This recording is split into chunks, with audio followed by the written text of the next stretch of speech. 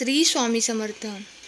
स्वामी भक्त हो, आज पुन्हा एकदा तुमच्यासाठी नवीन स्वामी संदेश घेऊन आलेली आहे, जो जगण्यासाठी प्रेरणा, लढण्याची ताकद आणि पुन्हा जगण्यासाठी एक नवीन उमेद देणार आहे.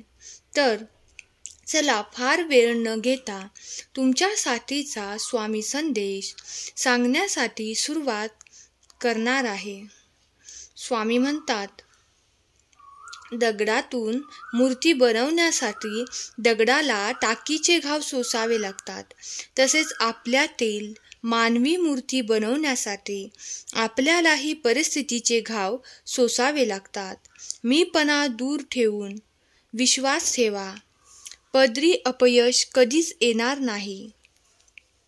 ज्यावेळी तू जाशील काळोखात, त्यावेळी तुझी सावलीही सोडेल साथ. तू घाबरू नकोस, स्वामीच पकडतील तुझा हात.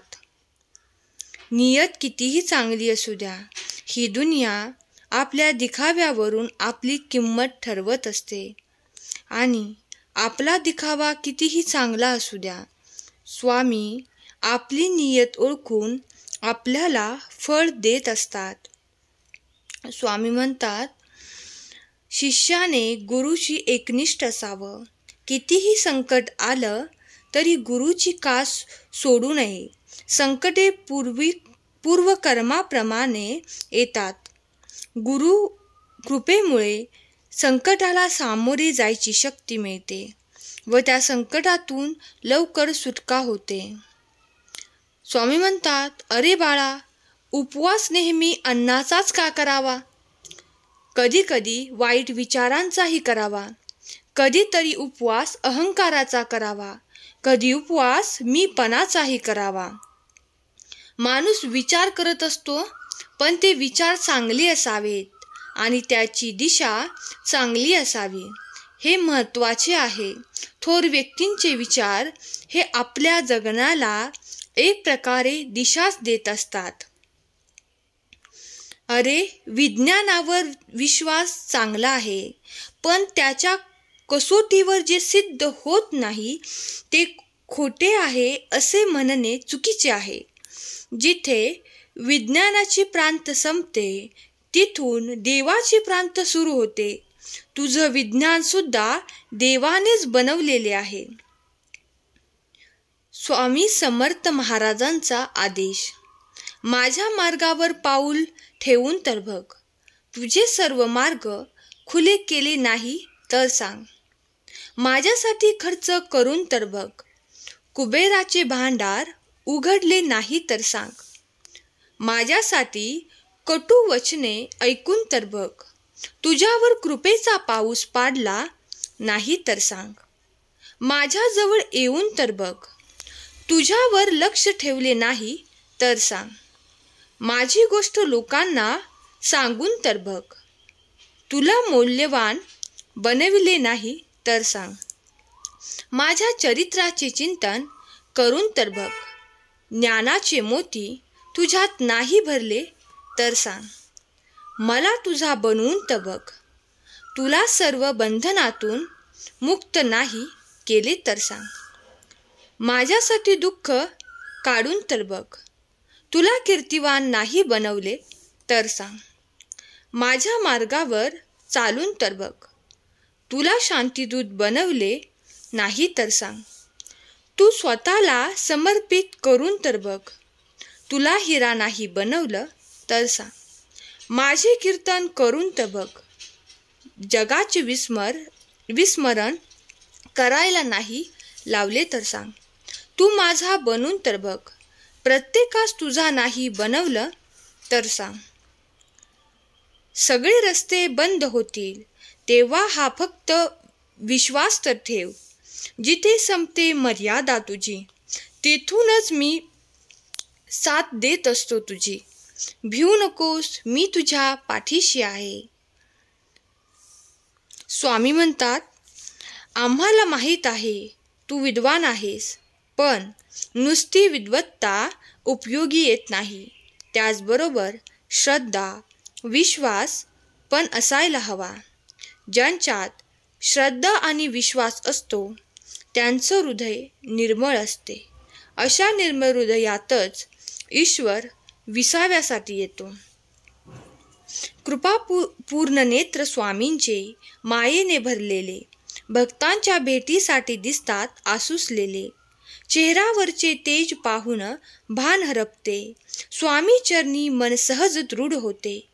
क्षणोक्षणी वाटे स्वामी नामाचा आधार. स्वामी संग धरता कोण राहील निराधार. बाळा, काय तुझा आमच्यावर विश्वास नाही का? मग एकट्यात झुरत बसण्यापेक्षा मला हाक मारायची. मी आहे ना तुझ्या पाठीशी. अरे बाळा, उदास असशील तर माझे नाव घे. दुःखी असशील तर माझे नाव घे. मार्ग भेटत नसेल तर माझे विचार घे. एवढ्याने समाधानी होत नसशील तर अक्कलकोटची वाट घे. नेहमी सुखच हवे असा अट्टहास करू नकोस, कारण प्रत्येक परिस्थितीमध्ये सुख हे लपलेलेच आहे. जसे दुधात दही लपलेलं असतं तसंच तुझ्या कर्माच्या रवीने लपलेले सुख बाहेर येईल. बाळा, तुझे कर्म चांगले कर आणि प्रामाणिक कर. तुझे कधीच वाईट होणार नाही. नेहमी दुसऱ्यांना दोष देण्यापेक्षा कधीतरी तुमच्या स्वतःकडेही पाहणे गरजेचे असते. कारण ज्या वेळेस तुम्ही दुसऱ्याकडे बोट करता तेव्हा तुमचे एक बोट समोरच्याकडे आणि उरलेली 4 बोटे ही तुमच्याकडेच वळलेली असतात. बाळा, काळजी करू नकोस. येणारा काळ हा तुझ्यासाठी खूप भाग्यशाली असणार आहे. त्यामुळे तू निश्चिंत राहा आणि आमच्यावर आणि स्वतःवर फक्त विश्वास ठेव. नामस्मरण करत राहा. तुझी फक्त वाईट वेळच नाही तर संपूर्ण आयुष्य बदलून टाकेल. मनीचे भाव म्हणून ओठावर असे फक्त श्री स्वामी समर्थ नाव. स्वामी म्हणतात, डोळे बंद केले म्हणून संकट जात नाही आणि संकट आल्याशिवाय डोळे उघडत नाहीत. म्हणून संकटांना घाबरू नका. विश्वास ठेवा आणि चांगले कर्म करत राहा. माणूस जेव्हा जन्माला येतो तेव्हा त्याला नाव नसते, फक्त श्वास असतो. आणि ज्यावेळेस माणूस मरतो तेव्हा त्याला फक्त नाव असते पण श्वास नसतो. नाव आणि श्वास याच्यामधील अंतर म्हणजेच आयुष्य आहे. कधी कधी जीवनात इतकं बेधुंद व्हावं लागतं. दुःखाचे काटे टोचतानाही खळखळून हसावं लागतं. जीवन यालाच म्हणायचं असतं. दुःख असूनही दाखवायचं नसतं. पाण्याने भरलेल्या डोळ्यांना पुसत आणखी हसायचं असतं. बाळा, प्रारब्धाच्या पुढे कोणीही जात नाही. त्यामुळे लक्षात ठेव, वादळात दिवा लावण्याचं स्वप्न बाळग. नियती मदत केल्याशिवाय राहणार नाही. किती काळजी करत आहेस? आम्ही तुझ्यासोबत असताना. असे घाबरू नकोस, चिंता करू नकोस. आम्ही पाहून घेतो सगळे. चूक झाली की साथ सोडणारे बरेच असतात, पण चूक का झाली आणि ती चूक कशी सुधारायची हे सांगणारे खूप कमी असतात. त्यामुळे अशा व्यक्ती जर तुमच्या आयुष्यात असतील तर त्यांना जपा. स्वामी, आजपर्यंत जे काही घडले ते माझ्या नशिबात होतं. पुढे जे काही घडेल ते माझ्या इच्छेनुसारच घडेल. श्री स्वामी समर्थ कधीच तुम्हाला निराश करणार नाहीत, कधीच रिकामे ठेवणार नाहीत. जे जे आणि जेवढे तुमचे नुकसान झाले असेल त्याची भरपाई ते अन्य गोष्टींनी करतात. एखादी गोष्ट ते सोडायला सांगतात तेव्हा त्याहीपेक्षा महत्त्वाची व मोठी गोष्ट त्यांनी आपल्याला द्यायची ठरवलेली असते. स्वामींच्या योजना अतिशय योग्य असतात. म्हणूनच त्यानुसार चालणं एवढंच आपलं काम आहे. स्वामींना आळशी, अप्रामाणिक वृत्तीचे लोक आवडत नाहीत, तर प्रामाणिक प्रयत्न करणारी भक्त खूप आवडतात. स्वामी अशा भक्तांच्या पाठीशी सदैव असतात. मनासारखं घडायला देखील भाग्य लागतं. जे काय होईल ते योग्यच होईल.